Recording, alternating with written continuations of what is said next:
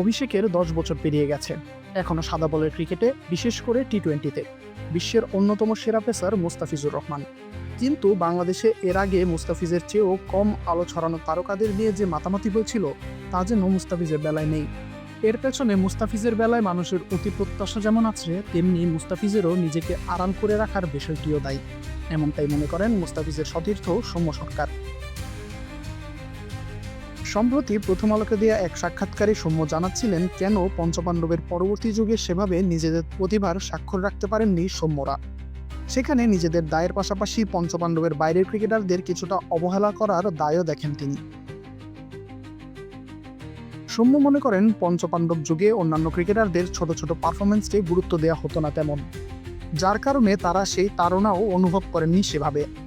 আবার অনেক ভালো পারফরমেন্স করেও মিডিয়া বিমুখতার কারণে সেটা নিয়ে মাতামাতি হয়নি অনেকেরই। সৌম্য দাবি করেছেন মুস্তাফিজের যতটুকু আলোতে থাকার কথা ততটা থাকেননি।